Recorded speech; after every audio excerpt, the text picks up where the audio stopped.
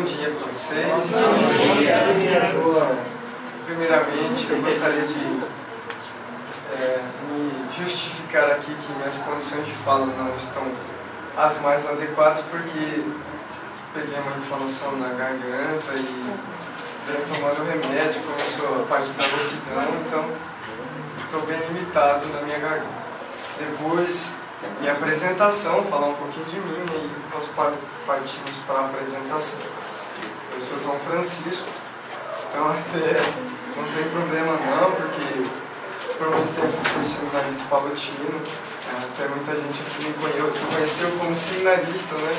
E recentemente eu decidi seguir minha vida como leigo mesmo, me dedico às minhas atividades. Atualmente leciono na rede estadual como professor e é uma experiência nova diante de tudo que tem acontecido na minha vida. Claro, como cristão, como leigo, a gente sempre participa, ainda mais pela formação que o seminário me propiciou em relação à vida cristã em São Vicente de Palote. Eu sempre me coloco à disposição para qualquer tipo de palestra, formação, qualquer outro tipo de participação minha. Sobre Palote, sempre estudei, né, Palote devido à formação do seminário, devido à minha formação também. Gostava bastante também da parte histórica de Palote, não só da parte histórica, mas também da vida, a própria vida de Palote e tudo mais. Foi sempre uma coisa que me fascinou muito e desde sempre as leituras e tudo mais venho aprendendo bastante. E a cada nova apresentação eu me preparo e aprendo cada vez mais, né? 2 anos eu fiz a formação na Semana Jovem Palotina, no início do ano, tem uma formação específica sobre a vida e história de São Vicente de Palote. É o 2º ano que eu fiz essa formação, então cada ano a gente vai se aprimorando um pouco mais na vida de Palote. Lógico que aqui minha intenção, né, não é falar propriamente sobre a vida de Palote, até porque acho que muitos aqui já sabem questões de datas e tudo mais, mas são somente alguns elementos, fatos da vida dele, alguns elementos de curiosidades, que aqui eu vou tentar colocar para vocês. Então, me deram esse tema, né, milagres e curiosidades, e eu que me coloquei a pensar um pouco o que eu poderia trabalhar em cima disso. Eu falei assim, muitos talvez já conheçam, né, os fatos da vida dele, principalmente os fatos miraculosos, né, os fatos relacionados a grandes experiências de milagres e da presença de Deus na vida desse santo, mas outros também pode não conhecer. Então, de repente, alguns fatos vocês já conheçam porque são fatos bem conhecidos de Palote, e outros talvez sejam novos, à medida em que também a gente vai colocando outras coisas. Então, vamos começar um pouco com São Vicente de Palote Milagres. A gente sabe que hoje as pessoas buscam muito a questão dos milagres, e os milagres fazem parte da nossa fé, principalmente à medida em que ela indica para o seu autor, que é Deus. Então, milagre não é só um sinal em si de alguma coisa, porque nós hoje, atualmente, nós vivemos em uma sociedade que busca a todo momento milagres e mais milagres, mas muitas vezes a compreensão de milagre é de uma satisfação ou de uma realização de uma necessidade que eu tenho. Então, talvez não seja o melhor caminho de buscar ou se interessar pelos fatos extraordinários, os milagres que acontecem na vida das pessoas. Nós devemos buscar sim, acreditar em Deus, ter uma fé baseada, e os milagres auxiliam, porque a nossa fé, sendo humana, ela tem a sua limitação diante de tantas coisas, porque há uma distância entre o transcendente, Deus, e a cada um de nós, mas essa distância ela é diminuída ou praticamente superada pela fé. E no caso de São Vicente Pallotti, que foi um místico, ela foi totalmente superada, não completamente, porque só é superada na vida após a morte, quando nós nos uniremos inteiramente a Deus como nós somos.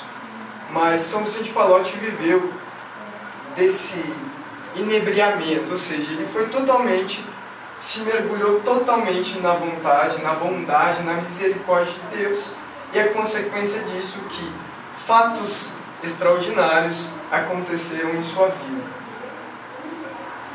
Então ele, numa de suas falas, ele simplesmente reconhece a misericórdia de Deus e diz que tudo que acontece na vida dele, todos os fatos são frutos da misericórdia de Deus. Ele foi um santo que propagou a misericórdia de Deus em todas as formas. Todas as pessoas que acorriam a ele para conversar, para confessar, encontravam dele esse conforto paternal que só vem de Deus. Esse conforto, principalmente, que é um conforto que abraça o coração e na certeza de que todos nós somos acolhidos dentro de nossas limitações e dentro de que nós somos. Claro que Deus acredita sempre que nós possamos ser melhores, possamos a cada dia evoluir na nossa vida. Então é tão grande a misericórdia de Deus que não precisamos de palavras profundas para suplicá-las ou entrar em êxtase para senti-las. Lógico que é a simplicidade dele, porque ele viveu certos tipos de fatos como êxtases também em sua vida. Por isso que Deus está sempre na vida daquele que permite-se. Então, tem até uma obra aqui, que é a memória...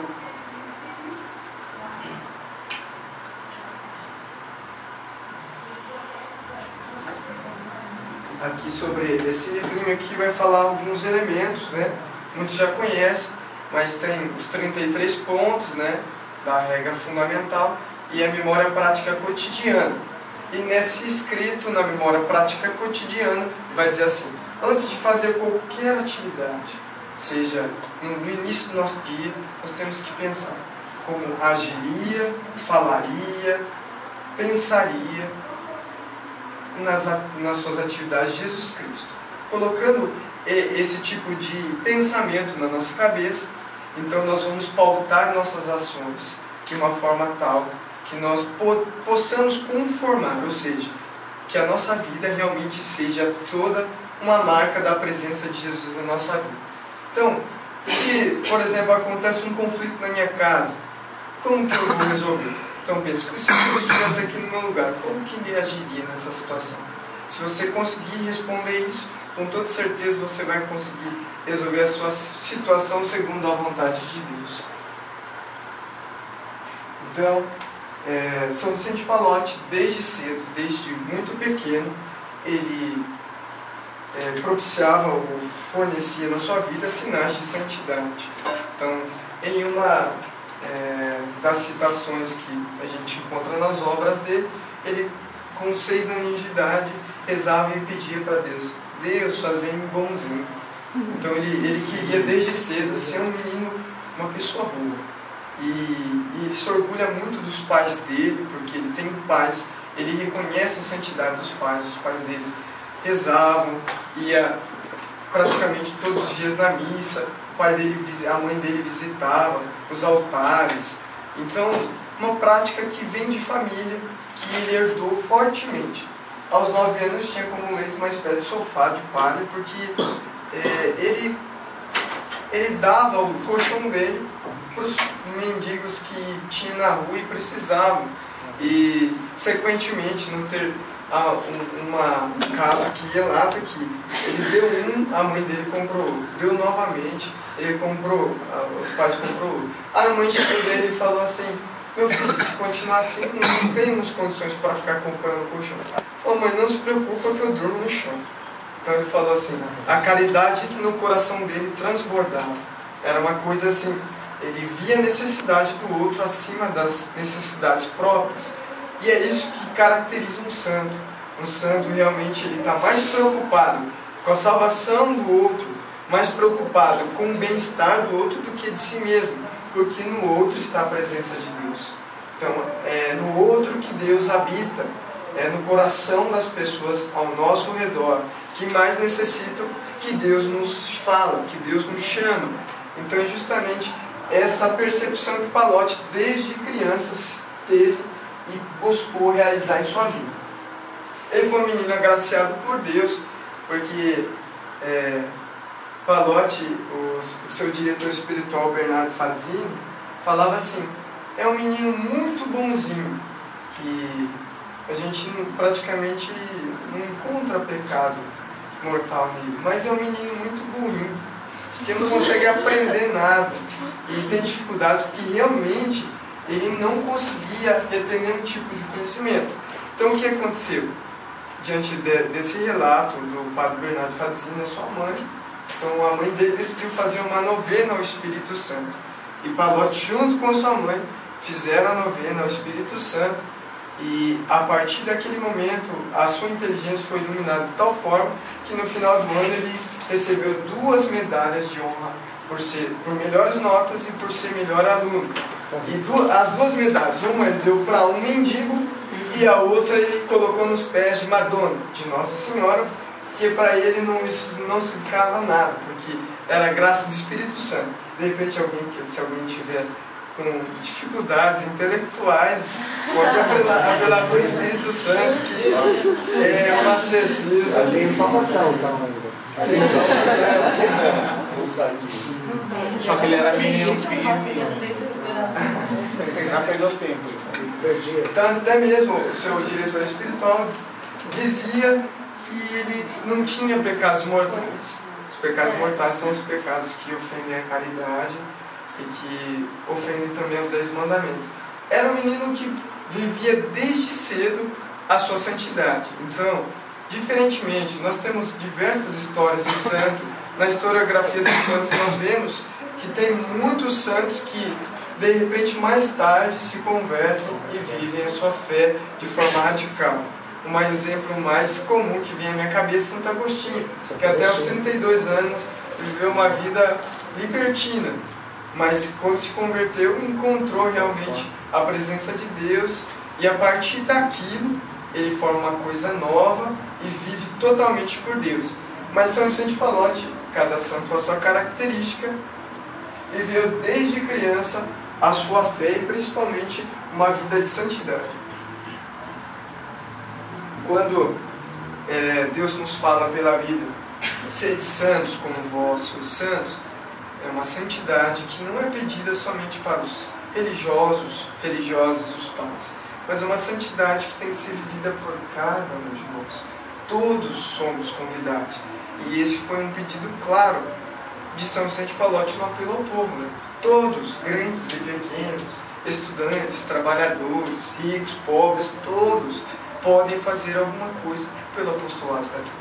Então todos nós podemos contribuir sim à nossa medida. Então, alguns fatos aqui de São Vicente de Palotti, profecia sobre a eleição de Pio IX, que é um fato que bem curioso, porque o nome dele é Mastai Ferretti, né, que antes de ser Papa, ele tem um nome que é substituído.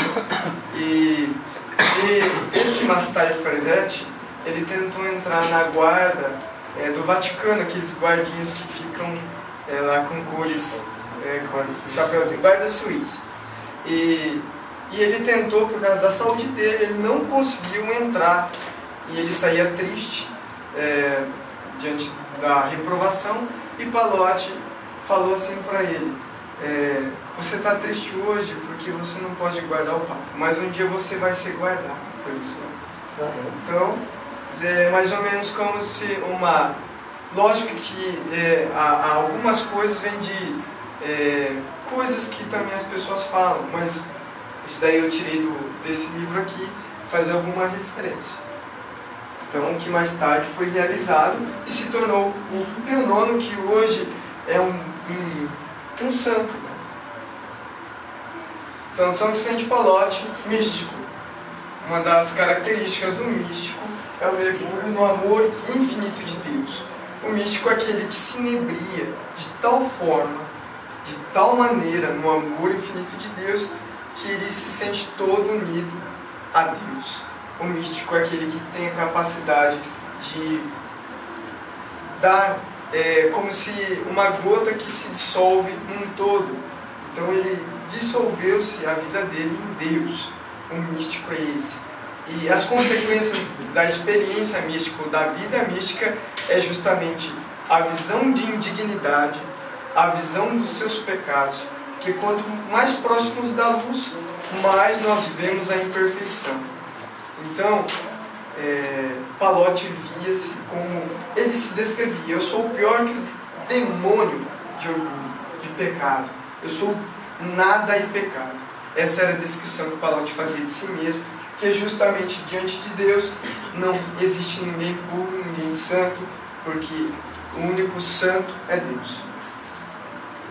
Então, um dos casos interessantes também que a gente vê, que é o caso da confissão de Camille Mappé, foi um seminarista, e no confessionário ele veio se confessar, e no meio da confissão, de repente, Pallotti agarrou-se no confessionário, começou a se retorcer, e aí Pallotti, esse Camille perguntou: alguma coisa, padre? Não, nada.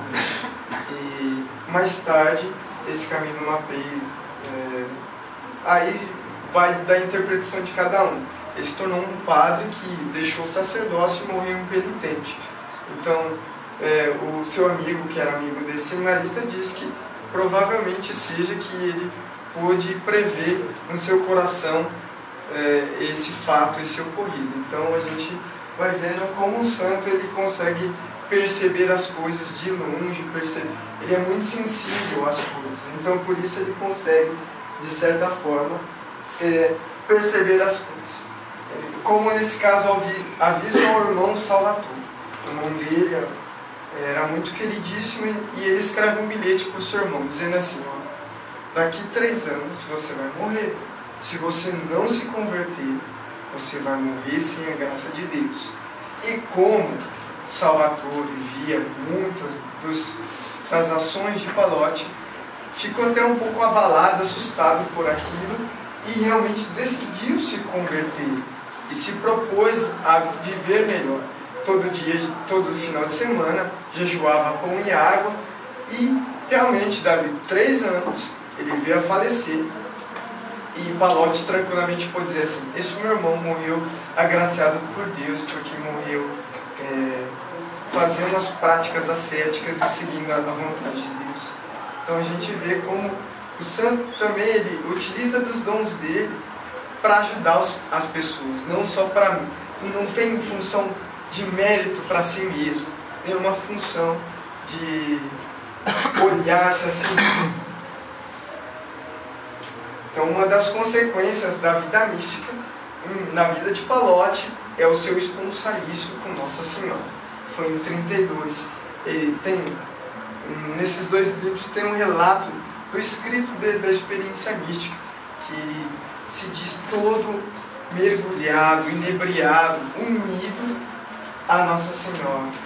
É chamado esponsaliço matrimônio com Nossa Senhora, um matrimônio espiritual que ele realiza, que é de tal forma forte que ele vive inebriado, vive, assim, até Pallotti tem dificuldade de expressar essa experiência. Ele começa a titubear, a repetir palavras, fala: ó misericórdia infinita, quão amável é a sua beleza, e começa a contemplar de tal forma que ele mesmo, nas suas cartas, ele começa a ser até prolixo, repetitivo, redundante, porque é o que ele sente, e ele diante daquilo sente limitação da própria linguagem para descrever tal experiência. Então, algumas características da experiência mística de Pallotti, que é aqui eu coloco algumas coisas assim que são como que a gente sabe, porque São João da Cruz e Santa Teresa d'Ávila foram místicos. E principalmente Santa Teresa d'Ávila escreve, relata suas experiências místicas, e essa herança é trazida para nós para estudarmos um pouco os fenômenos místicos. Sabe-se que Santa Teresa d'Ávila ficou 3 dias numa cama paralisada em êxtase, porque simplesmente ela estava tão inundada em Deus que ela ela se apagou completamente. E nesse êxtase, que é o mais famoso de Santa Teresa d'Ávila, diz que ela contemplou a visão do inferno. Então por isso que ela suava, ela aparentava uma cara de grande sofrimento. Então desses escritos nós sabemos alguns aspectos de uma vida mística. Um deles é êxtase. Palote entrava em êxtase, principalmente diante da Eucaristia. Quando Palote estava lá consagrando, ele simplesmente saía de si, contemplando a beleza da Eucaristia, a beleza daquele sacramento, que aí vem acompanhado de um outro que eu vou falar para frente, que é a televitação. Alguns relatos dizem que Palote, nas consagrações, ele chegava a sair do chão, levitando. Por quê? Porque justamente o corpo dele não suportava tanta graça. É como se você pegar um copo cheio d'água, você pingou mais uma gota e ele esparrama. Que justamente ele estava tão cheio de Deus que o corpo dele dava sinais desse inebriamento. O segundo sinal é a premonição, porque nós temos vários casos, como Salvatore, como a gente escreveu, e tem também um outro caso de outras premonições aqui, também que ele faz a respeito de um jovem também. Ele adverte um jovem na confissão para ele se arrepender, que mais tarde ele vai morrer e tudo mais. Então faz parte da mística do santo certas características. Então, como eu disse, a levitação, a bilocação. O relato mais famoso de bilocação é um caso que ele está fazendo confissão de um amigo e de repente ele fala: o seu amigo acaba de falecer. E aí quando esse amigo volta para casa se encontrar, ele descreve que veio um padre dar unção aos enfermos para o amigo dele, e eram as mesmas características do padre de São Vicente de Palote que estava confessando. Então é uma coisa surpreendente que acontece, que justamente o santo está tão empenhado na salvação do outro, que às vezes até o espaço físico ele é transposto, ele é superado diante dessa graça de Deus. E a leitura mental, que aconteceu um caso também de relato de uma confissão que apareceu, não me lembro se era uma senhora, que ela aparece que ela não queria contar um pecado. Então São Vicente de Paulo deu uma dura dela: enquanto você não se arrepender desse pecado, você não volta a se confessar comigo. E ela caiu em prantos e tudo mais, depois fez uma boa confissão. Então são alguns só sinais que nós podemos ver de São Vicente de Paulo diante de tanta graça, de tanta coisa. Essa a cura, um dos milagres muito populares, é a cura da filha de Diácono Salvati, que justamente foi o primeiro membro da UAC, foi aquele que deu o primeiro empurrão para o apostolado leigo junto com o Palote. Então, Palote estava passando na frente da casa de Salvati, e a filha dele fazia 3 dias que não comia, com febre alta, praticamente no estado de quase morte. E aí Palote falou para a mãe da menina, Camila, falou assim que podia alimentá-la porque ela estaria recuperada. E ele foi embora. Aí realmente a mãe foi lá, alimentou a filha, e ela comeu, se recuperou e tudo mais. E ela contou para Salvati que havia corrido, e Salvati falou assim: correu atrás de Palote, eu preciso fazer alguma coisa porque o senhor curou minha filha e tudo mais, com aquela alegria. Então Palote falou assim: eu preciso sim da sua ajuda, eu preciso que você arrecade um dinheiro para fazer as primeiras cópias das Máximas Eternas, que são livros em versão árabe para as missões. Máximas Eternas é um livro de Santo Afonso de Médicis Ligório, que descreve algumas experiências, algumas orações, e ela seria traduzida para a língua árabe, e justamente foi desse dinheiro que foi empreendido para fazer essa tradução. Tá vendo? O milagre, às vezes, ele não vem inocentemente, é justamente, ele vem imbuído, ele vem cheio de outras também graças nas nossas vidas.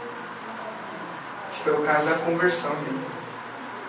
O apostolado da doença, que justamente eu coloquei esse título, porque conta-se que uma noite, perto da meia-noite, ele foi chamado por uma confissão do outro lado da cidade. Ele foi caminhando, acompanhado com os seus companheiros, e ele se sentiu enfraquecido de tal forma que ele caiu na escadaria da igreja e não conseguia mais andar. Aí estava tão ruim mesmo que ele quase desmaiou. Mas ele recobrou forças e conseguiu fazer a confissão e tudo mais. Na volta veio uma carruagem de aluguel, e a carruagem, normalmente o cavalo é lento, por isso eu coloquei isso. Mas o cavalo surpreendentemente disparou como se tivesse um traque no rabo, foi de uma vez. E na frente, como realmente, isso daí deve ter sido um milagre, porque Palote estava tão ruim que estava quase em perigo de morte. E Palote passou em frente da igreja, fez sinal da cruz e abençoou o cavalo. De repente o cavalo parou, bem na frente de onde ele deveria parar. E na verdade foi início da descoberta da doença dele, que era tuberculose pulmonar, que o levou mais tarde ao seu falecimento. Mas a gente vê a superação da própria saúde, do próprio corpo, das limitações corporais para fazer o bem aos outros. Então a cura do irmão Giovanni justamente ele estava começou a adoecer de tal forma que só tinha a morte. E Palote foi lá. Você quer viver? Então você tem que se converter. E aí se colocou a imagenzinha da Madonna, que é a mãe de Namur, e ele colocou no peito e fez realmente a intenção de ser melhor, de se converter. E no outro dia ele estava recuperado, estava bem. E Giovanni ficou tão bem que morreu somente depois de São Vicente Palote. Esse daqui é o mais curioso, talvez, que eu encontrei, achei também curioso, porque a gente não vê Palote como exorcista, né? Não vê relatos, mas tem um relato aqui, no autodisco, que fala justamente que ele, porque todos os padres, antes do Concílio Vaticano II, recebiam uma ordem chamada de exorcismo. Hostiário, exorcista, leitorado, colitato, tudo mais. E uma delas é o exorcismo. Palote recebeu também essa função. E ele acompanhava o caso de uma jovem chamada Teodora. E essa jovem tinha convulsões, se retorcia no chão, tudo mais, era a coisa mais estranha, realmente. Já tinha passado por muitos padres e não tinha resolvido nada. E ele já tinha, quando foi levar essa jovem para Palote para a primeira vez, ele fez uma oração e a jovem melhorou. Só que depois ele estava, parece, no retiro, e aí na saída apareceu a jovem pior. E então Palote emitiu as palavras em latim e ela não respondeu nada. Aí ele insistiu, de repente, numa voz distorcida, a jovem começou a falar por que o demônio estava naquele corpo, quais eram os estudos. Aí Palote perguntou quais eram os nomes, aí a menina falou os nomes demoníacos, né, que tem as qualidades, e naquela insistência, no final, o demônio diz assim que ela tinha um prego dentro dela. E de repente no final do exorcismo sai um prego com uma fita e cai até o chão. E aí depois daquilo a jovem se recupera e não há mais sinal de nada. Ela tinha sido exorcizada por São Vicente Palote. Esse também é um caso bem conhecido, né, da falsa velhinha, que é justamente havia um ex-soldado que estava enfermado numa cama, né, prestes a morrer, e ele dizia assim que não queria ver nenhum padre